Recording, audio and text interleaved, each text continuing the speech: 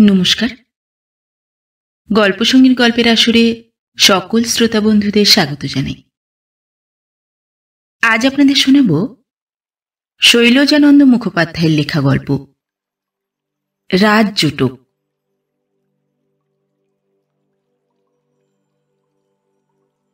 বিবাহ বিনোদ কিছুতেই করিবে না। সর্বনাশ, এ বলে কি!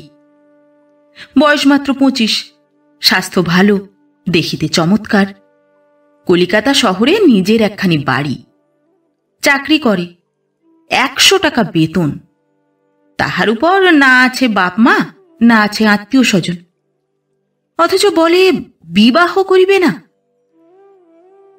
কন্যাদায়গ্রস্ত পিতা যাহারা, তাহারা তো অবাক।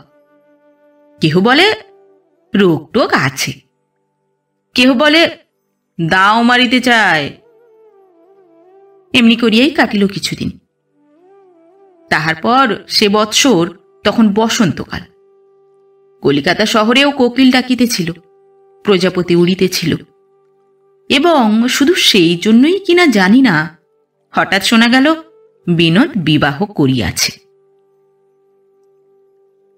বিবাহ করিয়াছে, অথচ বউটি তেমন ভালো নয়, অর্থাৎ সুন্দরী নয়। মনের মিল হইয়াছে কিনা কে জানে, কিন্তু নামের মিল হইয়াছে চমৎকার। বিনোদের নাম বিনোদ, আর তার বউয়ের নাম বিনোদিনী। বিনোদ বলে, তা হোক, ওর কাছে আমি যাব না, ও রইল ওর বাপের বাড়িতে। বিনোদিনীর বাপের বাড়ি কলিকাতার কাছাকাছি ছোট্ট একটি গ্রামে। বিবাহ হইয়াছে বসন্তকালে, তাহার পরেই আসিল গ্রীষ্ম, এবং তাহার পরেই বর্ষা। কবিরা বলেন বর্ষায় বিরহিণীদের নাকি বড় কষ্ট হয়। বিনোদের দয়ার শরীর, কষ্ট সে কাহারও সহ্য করিতে পারে না। সেদিন শনিবার, সকাল সকাল আপিসের ছুটি। বৃষ্টির জলে ভিজিতে ভিজিতে দেখা গেল বিনোদ চলিয়াছে হাওড়া স্টেশনের দিকে। তাহার পর কেমন করিয়া না জানি অন্যমনস্কভাবে সন্ধ্যার অন্ধকারে সে গিয়া দাঁড়াইল বিরহিণী বিনোদিনীর বাপের বাড়ির দরজায়। 4 মাস আগে যাহাকে সুন্দরী বলিয়া মনে হয় নাই, সেদিন বাদল রাত্রে লণ্ঠনের আলোকে তাহাকেই সহসা অসামান্যা সুন্দরী বলিয়া মনে হইতে লাগিল। সারাটি রাত্রি চোখে ঘুম আসিল না। প্রস্ফুটিত পুষ্পের মতো পূর্ণ যৌবনা বিনোদিনীকে লইয়া হাসিতে গল্পে রাত্রিটা তাহার কাটিল মন্দ নয়। পরদিন রবিবার, সকাল হইতে বৃষ্টির বিরাম নাই। খড়ের চালে ছাঁচ গড়াইয়া ঝরঝর করিয়া জল ঝরিতেছে, আর ঘরের ভিতর খোলা জানালার পাশটিতে বিনোদ আর বিনোদিনী মুখোমুখি শুইয়া।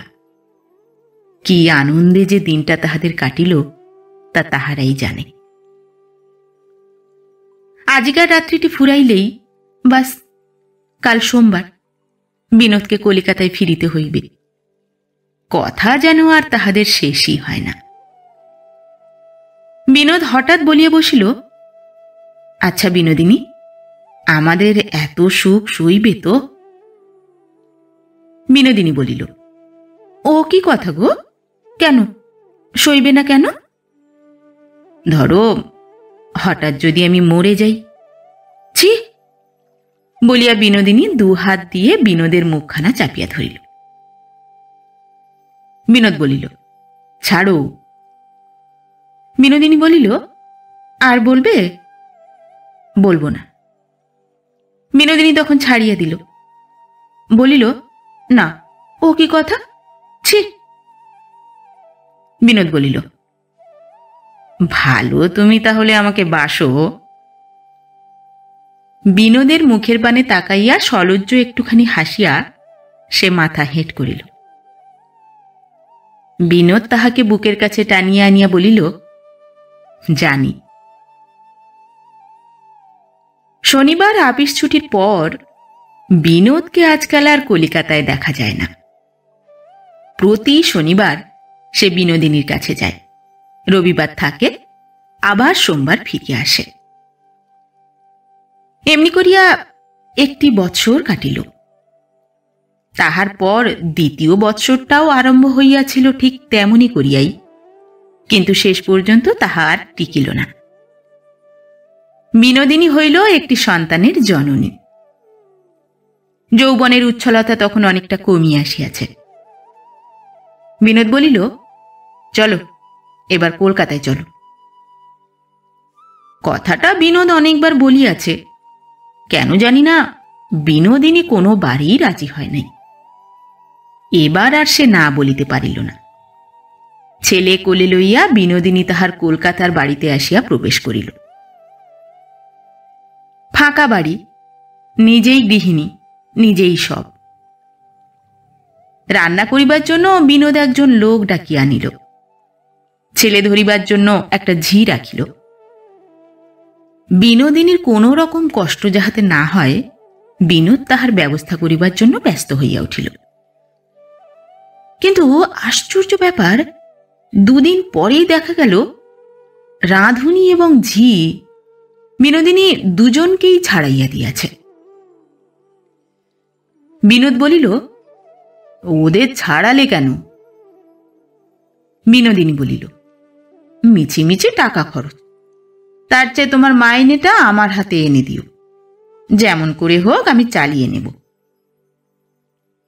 বিনোদ বলিল, কচি ছেলে নিয়ে কষ্ট হবে না? বিনোদিনী বলিল, তা হোক, কষ্ট হয় আমার হবে। বিনোদ এ কৃপণতা পছন্দ করে না, তবু সে চুপ করিয়া রহিল। প্রতিবাদ করিবার প্রবৃত্তি হইল না। মাসের প্রথমেই বিনোদিনী হাত পাতিয়া বসে। মাইনে পেলে? কই দাও। টাকাটা হাতে তুলিয়া বিনোদকে দিতে কোনোদিনই হয় না। বিনোদিনী আদায় করিয়া লইতে জানে। কিছুদিন পরেই ছেলেটা পড়িল অসুখে। বিনোদ ডাক্তার ডাকিয়া আনিল, ঔষধের ব্যবস্থা করিল, অথচ বিনোদিনীর কাছে 1 পয়সাও সে চাহিল না। ছেলেটা সারিয়া উঠিলে বিনোদিনী একদিন মুখ ভার করিয়া বলিল, তুমি আমাকে মিছে কথা বলেছ। বিনোদ জিজ্ঞাসা করিল, কখন? বিনোদিনী বলিল, মাইনে তুমি আরো বেশি পাও, নইলে ডাক্তার ওষুধের টাকা কোথায় পেলে? বিনোদ বলিল, ব্যাংকে আমার কিছু টাকা আছে। সংবাদটা শুভ শুনিয়া বিনোদিনী হাসিয়া ফেলিল, বলিল, কত টাকা? কই, আমাকে তো কোনোদিন বলনি। বিনোদ বলিল, আমাকে তো কোনোদিন জিজ্ঞাসা করনি। কিন্তু জিজ্ঞাসা আবার করিতে হয় নাকি? স্ত্রীর কাছে স্বামী সব কথা খুলিয়া বলিবে, কপটতা ছলচাতুরি কিছুই করিবে না, ইহাই তো নিয়ম। বিনোদিনী খুশি হইয়াও যেন খুশি হইতে পারিল না। তাহার বুকের ভিতরটা কেমন যেন করিতে লাগিল। বিনোদিনী বলিতে লাগিল, মিছিমিছি ডাক্তারে ওষুধে অতগুলো টাকা খরচ করলে। কালীঘাটের মা কালীর কাছে আমি মানত করেছিলাম, ছেলে আমার তাইতে সেরেছে, তা জানো? বিনোদ বলিল, তা হবে। বিনোদিনী বলিল, তা হবে নয়, কাল রবিবার, চলো কাল সকালে মানতটা শোধ করে আসি। মানত এমন বিশেষ কিছুই নয়, খরচ সামান্যই। 5.25 আনার সন্দেশ, এদিক ওদিক 2-4 পয়সা, আর যাওয়া আসা রিক্সা ভাড়া। গঙ্গা স্নান এবং পূজা শেষ করিয়া সন্দেশের ঠোঙা হাতে লইয়া রিক্সায় চড়িয়া তাহারা বাড়ি ফিরিতেছিল। মোড়ের মাথায় গাড়ি ঘোড়ার ভিড়ের জন্য রিক্সাওয়ালা দাঁড়াইয়া পড়িল। বিনোদের কোলে ছেলে, বিনোদিনীর হাতে সন্দেশের ঠোঙা। ছোট একটি ছেলে রিক্সার পাশে আসিয়া হাত পাতিয়া দাঁড়াইল। মিনতি কাতর কণ্ঠে বলিল, কিছু খেতে দাও মা, বড় খিদে পেয়েছে। বিনোদিনী গম্ভীরভাবে মুখটা ফিরাইয়া লইল। বিনোদ বলিল, দাও না ওই ঠোঙা থেকে কিছু। কথাটা বিনোদিনী যেন শুনিতেই পাইল না। ভিখারি ছেলেটা আবার ডাকিল, মা।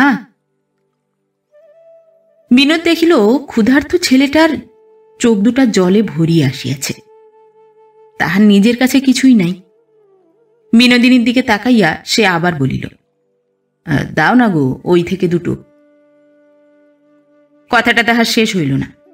বিনোদিনী বলিল, না। গাড়ি ছাড়িয়া দিল। ছেলেটা পিছু পিছু ছুটিয়াছে বোধহয়। বিনোদের কানে আসিয়া বাজিল, মা গো।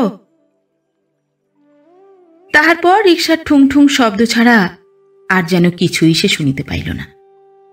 চোখের সম্মুখে এক ফালি রৌদ্র ধূসর আকাশ, রাস্তার দুপাশে বড় বড় বাড়ি, মুদির দোকান, শ্যাকরার দোকান, পানের দোকান, চায়ের দোকান, সব কিছু পার হইয়া রিকশা যে কখন তাহাদের দরজায় আসিয়া দাঁড়াইয়াছে বিনোদ কিছুই বুঝিতে পারে নাই। বিনোদিনীর ডাকে তাহার চমক ভাঙিল, নামো, ঘুম পাচ্ছে নাকি? বিনোদ গাড়ি হইতে নামিল। ঘরে ঢুকিয়া বিনোদিনী হাসিতে হাসিতে বলিল, জানি আমি, ঠাকুর দেবতায় তোমার বিশ্বাস নেই। জোর করে ধরে নিয়ে গিয়েছিলাম, তাই বুঝি তোমার ঘুম পাচ্ছে না? দেখো তো, আবার বলে কিনা এই ঠোঙা থেকে রাস্তার ওই ভিখিরিটাকে, নাও খাও। বলিয়া ঠোঙা হইতে গোটা কতক সন্দেশ সে বিনোদের হাতের কাছে ধরিয়া দিল। বিনোদ তাহার টেবিলের ড্রয়ার টানিয়া মানিব্যাগটা বাহির করিয়া লইয়া বলিল, আসছি। ঠাকুরদের ইয়ে ফেলে এই সময়। আর কিছু না শুনিয়া বিনোদ বাহির হইয়া গেল। মোড়ের মাথায় যেখানে তাহাদের রিকশাটা দাঁড়াইয়াছিল বিনোদ সেইখানে গিয়া দাঁড়াইল। এদিক ওদিক তন্ন তন্ন করিয়া বহুবার খুঁজিল, কিন্তু সেই ভিখারি ছেলেটা দেখা সে পাইল না। ক্ষুধার্ত বালক আবার কাহার পিছু পিছু কোথায় চলিয়া গিয়াছে কে জানে। তাহারই সন্ধানে বিনোদ রাস্তা রাস্তায় বৃথায় খানিকটা ঘুরিয়া মরিল। অবশেষে ক্লান্ত পরিশ্রান্ত হইয়া বাড়ি যখন সে ফিরিল, বেলা তখন অনেক হইয়াছে।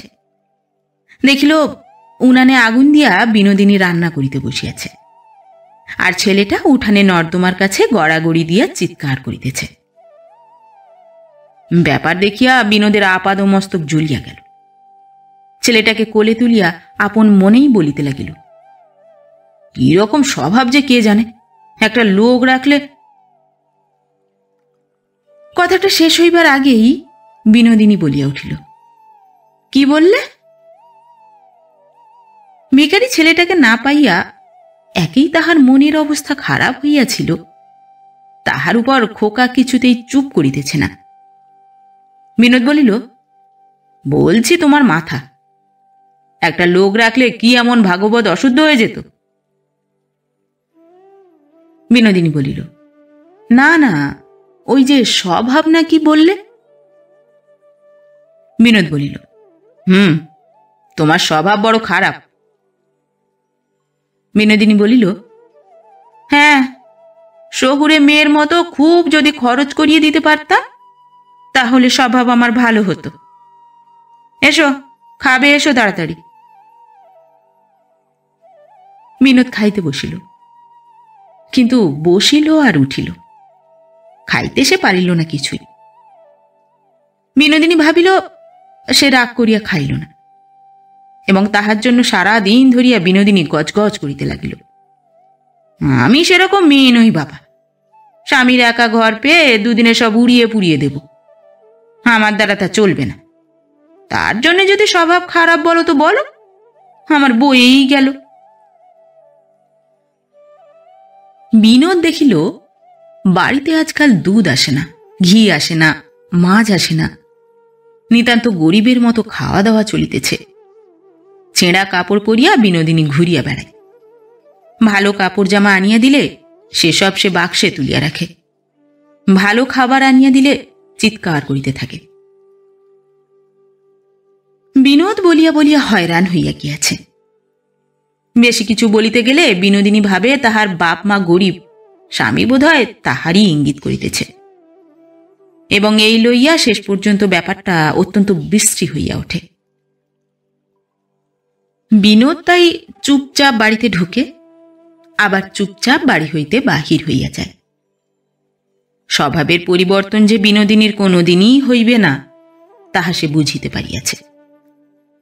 হোটেলে রেস্টুরেন্টে খাইয়া বেড়ায়, বাড়িতে দুবেলা না খাইলে নয়, তাই সে নামমাত্র একবার করিয়া খাইতে বসে। মাসের প্রথম বিনোদের বেতনটা সেদিন বিনোদিনীর হাতে আসিয়া পৌঁছিয়াছে। মনের অবস্থা বোধ করি তাহার ভালো ছিল। আহারাদির পর ঘর সংসারের কাজকর্ম সারিয়া বিনোদিনী হাসিতে হাসিতে বিনোদের ঘরে আসিয়া ঢুকিল। শুইয়া শুইয়া বিনোদ একটা বই পড়িতেছিল। মুখ তুলিয়া বিনোদিনীর দিকে তাকাইল। মন্দ লাগিল না, কি যেন একটা সে বলিতে যাইতেছিল। এমন সময় বিনোদিনী বলিয়া বসিল, দিয়েছি আজ আচ্ছা করে শুনি। বিনোদ জিজ্ঞাসা করিল, কাকে? বিনোদিনী বলিল, ওই যে গো, ও বাড়ির সেই বউটাকে। রোজ আসবে আর রোজ হাত পাতবে, দিদি 4টি চিনি দেবে, 4টি আলু দেবে, একটু দুধ দেবে, একটা পান দেবে। কেন, আমি কি দান ছত্র খুলেছি নাকি? আজ আমি এমন বলা বলেছি, লজ্জা থাকে তো আর আসবে না। বিনোদ বলিল, আবার সে বইয়ে মন দিয়াছিল। বিনোদিনী বলিল, কথাটা বুঝি তোমার ভালো লাগলো না?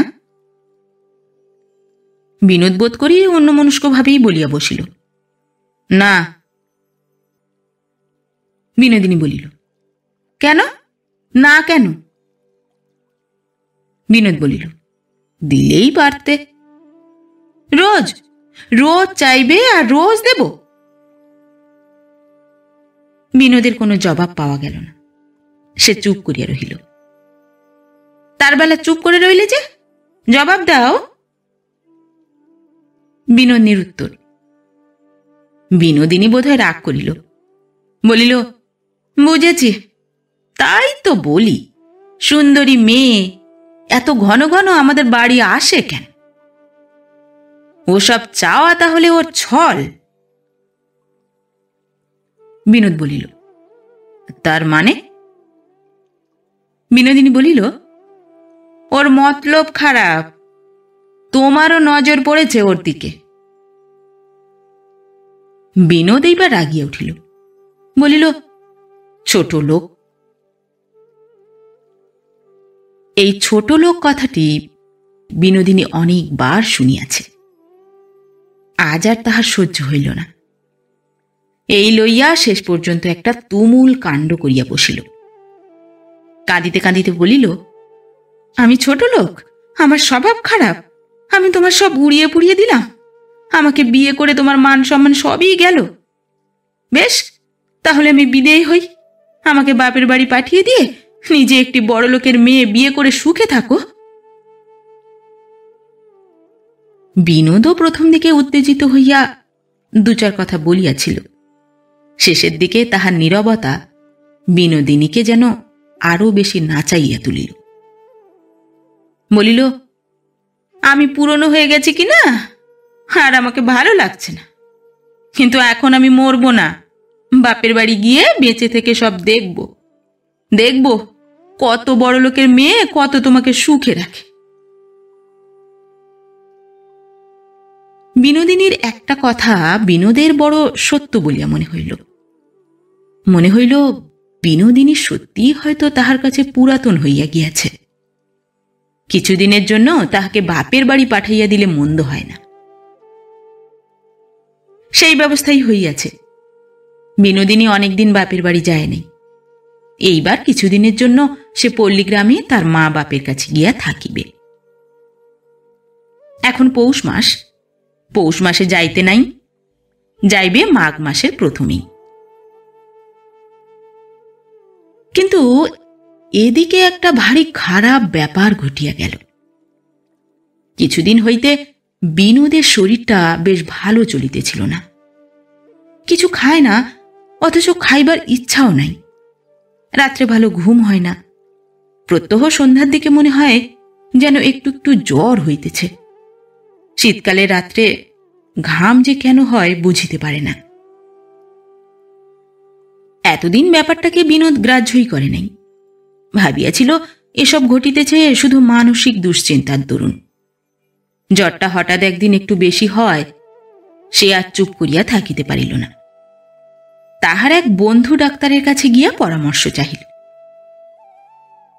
ডাক্তার বন্ধু পরীক্ষা যাহা করিবার করিলেন। প্রথমে শুধু পরিশ্রম করিতে নিষেধ করিয়া ও চেঞ্জে যাইবার উপদেশ দিয়া আসল কথাটা তিনি গোপন করিতেছিলেন। কিন্তু বিনোদের কেমন যেন সন্দেহ হইল। জিজ্ঞাসা করিল, বল না, টিবি হয়েছে কিনা? আমি বুঝতে পারছি। ডাক্তার বললেন, হ্যাঁ, দিন 10 পরে আমি আবার দেখব। স্ত্রী পুত্রকে সরিয়ে দাও, নইলে নিজে কোনো স্যানিটোরিয়ামে চলে যাও। বিনোদের বুকের ভিতরটা কেমন যেন দূর দূর করিতে লাগিল। শেষ পর্যন্ত যক্ষাই হইল তাহার। এ রোগে মানুষ বড় একটা বাঁচে না। নিজে তো মরেই, এমনকি কাছে যাহারা থাকে তাহাদেরও মারিয়া যায়। কিন্তু কেন এ মারাত্মক ব্যাধি তাহার কেন হইল? ইহার জন্য কি তাহার স্ত্রী দায়ী? এমনই সব নানা কথা ভাবিতে ভাবিতে বিনোদ বাড়ি ফিরিল। বাড়ি ফিরিয়াই সে তাহার নিজের ঘরে ঢুকিয়া বিনোদিনীকে বলিল, এ ঘর থেকে তোমার জিনিসপত্র সব সরিয়ে নিয়ে যাও। এ ঘরে আজ থেকে আমি একা থাকব। বিনোদিনী বলিল, পারব না। সারাদিন খেটে খুটে এইসব রাজ্যের জিনিসপত্র আমি এখন টেনে টেনে সরাই। কেন, মাসের তো আর 2-3 দিন বাকি আছে। 3 দিন পরেই তো আমি বিদেয় হব। এই 3 দিন আর সইছে না তোমার? বিনোদ বলিল, থাক, তবে আমি ওই সিঁড়ির পাশের ঘরটায় চলে যাচ্ছি। বিনোদিনী বলিল, আমি তোমার এত বিষ হয়ে গেলাম, এত চক্ষুশূল? মুখে কিছু না বলিয়া নিজের বিছানাটা তুলিয়া লইয়া বিনোদ ঘর হইতে চলিয়া গেল। 2রা মাঘ বিনোদিনীর যাইবার দিন স্থির হইয়াছে। বিনোদিনীর ছোট ভাই আসিবে, আসিয়া তাহাদের লইয়া যাইবে। বিনোদ মনে মনে ঠিক করিয়াছে, বিনোদিনীকে বাপের বাড়ি পাঠাইয়া দিয়া হয় সে একলা এই বাড়িতেই থাকিবে, আর নয়তো কোথাও কোনো স্যানিটোরিয়ামে চলিয়া যাইবে। কিন্তু বিধাতা বোধ করি বাদশা দিলেন। যাইবার আগের দিন বিনোদিনী ঢুকিয়াছিল বিনোদের ঘরে তাহার সঙ্গে ঝগড়া করিবার জন্য। তাই বলে মনে করো না যে আমি জন্মের মতন যাচ্ছি। আবার তুমি ঘরে ঢুকেছ? বিনোদ চিৎকার করিয়া বলিতে গেল, বেরো। এবং বলিতে গিয়াই কাশি, আর তাহার সঙ্গে সঙ্গে মুখ দিয়া খানিকটা কাঁচা রক্ত। বিনোদিনী কাছে আগাইয়া আসিল, বলিল, ও কি রক্ত? বিনোদ বলিল, হ্যাঁ, চলে যাও এখান থেকে, নইলে তুমিও মরবে। বিনোদিনী এক দৃষ্টে তাহার মুখের পানে তাকাইয়া রহিল।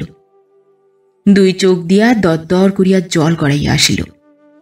ঠোঁট 2টা থরথর করিয়া কাঁপিতে লাগিল। কি যেন বলিতে গিয়াও বলিতে পারিল না। বিনোদ বলিল, এখনো দাঁড়িয়ে রইলে? বিনোদিনী তাহার বিছানার উপর ভালো করিয়া চাপিয়া বসিল।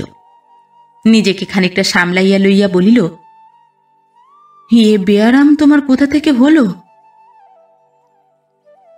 বিনোদ বলিল, এ কি তুমি জানো? বিনোদিনী বলিল, জানি, আমাদের গায়ের তিনু কাকার হয়েছিল। কেউ তার পাশ ঘেঁষত না, মরে গেল। শেষের কথাটা বলিতে গিয়া আবার তাহার চোখ 2টা জলে ভরিয়া আসিল। দিদি, ডাক শুনিয়া বিনোদিনী তাকাইয়া দেখিল তাহার ছোট ভাই হারু দরজার কাছে আসিয়া দাঁড়াইয়াছে। তাড়াতাড়ি বাহিরে আসিয়া জিজ্ঞাসা করিল, আমাকে নিতে এলি হারু? হারু বলিল, জামাইবাবু লিখেছিল যে। বিনোদিনী বলিল, যাওয়া আমার হলো না হারু, আমি একখানা চিঠি লিখে দিই, তুই এক্ষুনি বাড়ি চলে যা, গিয়ে মাকে আর মেজদাকে পাঠিয়ে দিগে, বুঝলি? বিনোদ ডাকিল, শোনো। বিনোদিনী ঘরে ঢুকিয়া বলিল, কি? ও আবার কি করছো? সবাইকে মারবে নাকি?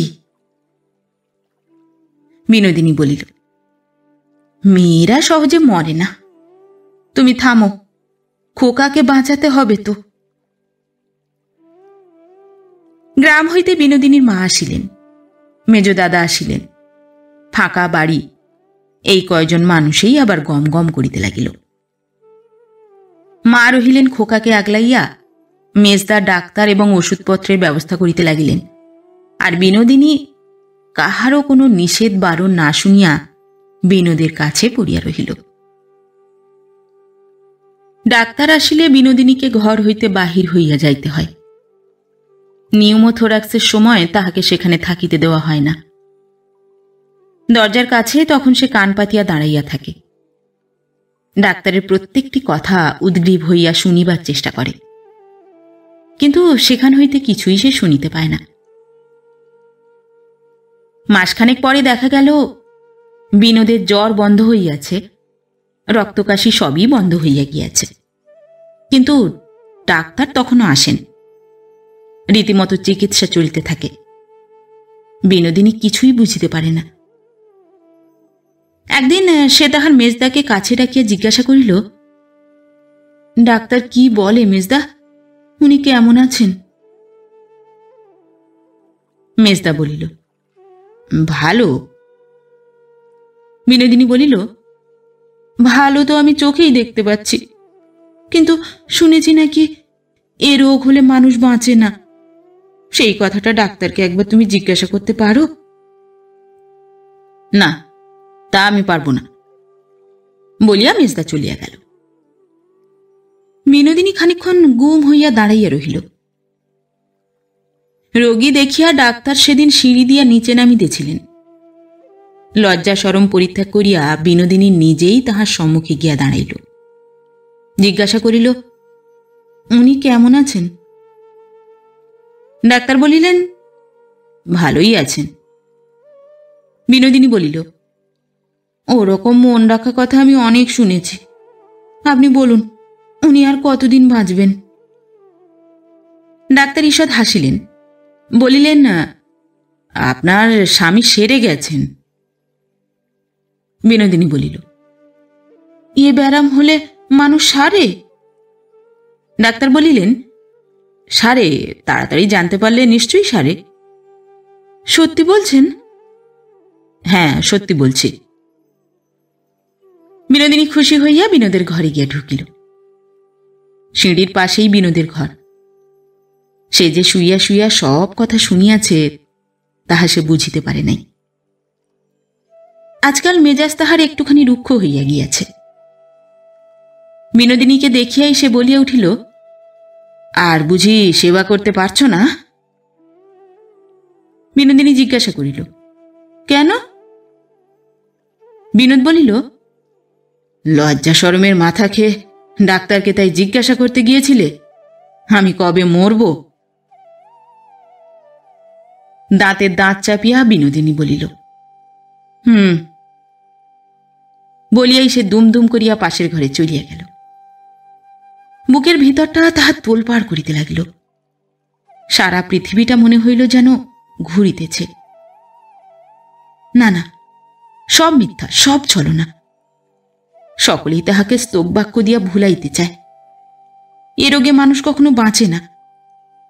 তাহাদের গ্রামের তিনু কাকাকে সে সচক্ষে মরিতে দেখিয়াছে।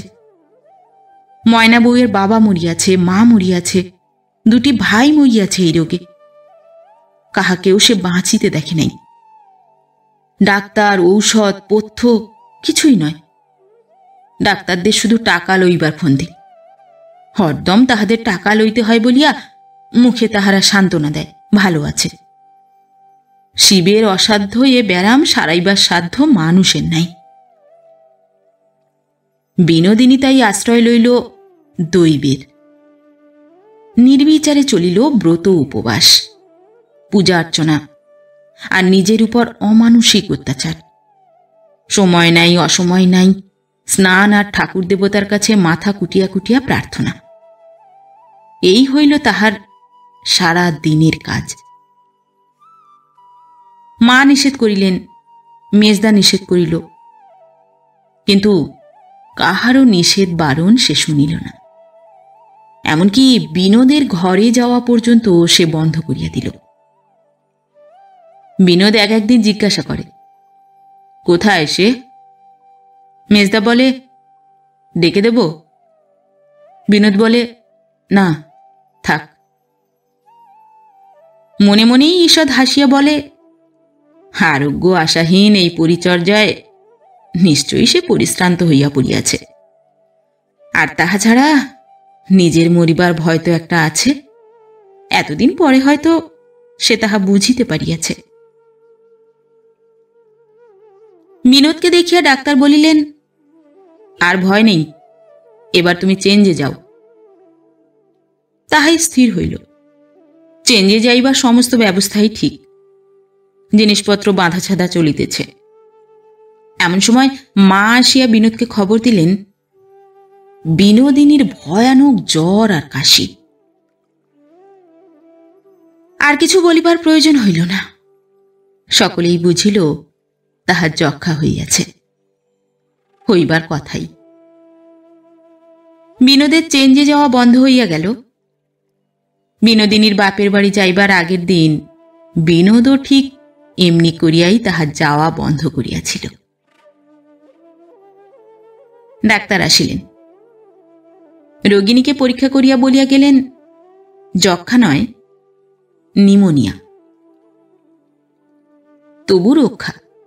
সকলেই আশ্বস্ত হইল। মা বলিলেন, যখন তখন চান করতে আমি কত বারণ করেছিলাম, কিন্তু বারণ শোনবার মেয়ে ও নয় বাছা। যাই হোক, চিকিৎসা চলিতে লাগিল। অক্সিজেন দেওয়া হইল এবং কয়েকদিন চিকিৎসার পর সেদিন সন্ধ্যায় বিনোদিনী অচৈতন্য অবস্থায় ক্রমাগত ভুল বকিতেছিল।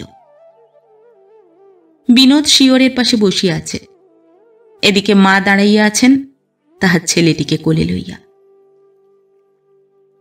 বিনোদিনী হঠাৎ তন্দ্রাচ্ছন্ন অবস্থায় ক্ষীণ কণ্ঠে কি যেন বলিতে লাগিল। এমন সে আজ কয়েকদিন ধরিয়া কতই বলিতেছে, সেদিকে কান দেওয়া কেহই প্রয়োজন মনে করিল না। কিন্তু বিনোদ ছিল কাছেই বসিয়া। সেই শুধু স্পষ্ট শুনিতে পাইল বিনোদিনী বলিতেছে, আমি ছোট লোক, বড় লোকের মেয়ে একটি এনো, সুখে থেকো, আমি দেখব। তাহার পরেই সব চুপ। বিনোদ তাহার মুখের পানে একাগ্র দৃষ্টিতে তাকাইয়া রহিল। ডাকিল, বিনোদিনী। সে ডাক সে শুনিতে পাইল কিনা কে জানে। দেখা গেল তাহার স্তিমিত দুইটি চোখের কোণ বাহিয়া ক্ষীণ দুইটি অশ্রুর ধারা গড়াইয়া পড়িতেছে। ডাক্তার ঘন ঘন নাড়ি দেখিতেছিলেন। হঠাৎ এক সময় উঠিয়া দাঁড়াইলেন, বলিলেন, শেষ। বিনোদের বাড়িখানি আবার তেমনি আগেকার মতোই ফাঁকা। বিনোদিনী চলিয়া গিয়াছে। ছেলেটিকে লইয়া তাহার মাও চলিয়া গিয়াছেন। বিনোদিনীর সঙ্গে তাহার বোধ করি শুধু নামের মিলই হইয়াছিল, মনের মিল হয় নাই। এবং সেই জন্যই কিনা জানি না, বিনোদিনীর শেষ অনুরোধ বিনোদ কিছুতেই রক্ষা করিল না। আবার সে প্রতিজ্ঞা করিয়া বসিয়াছে, বিবাহ সে জীবনে কোনো দিনই করিবে না।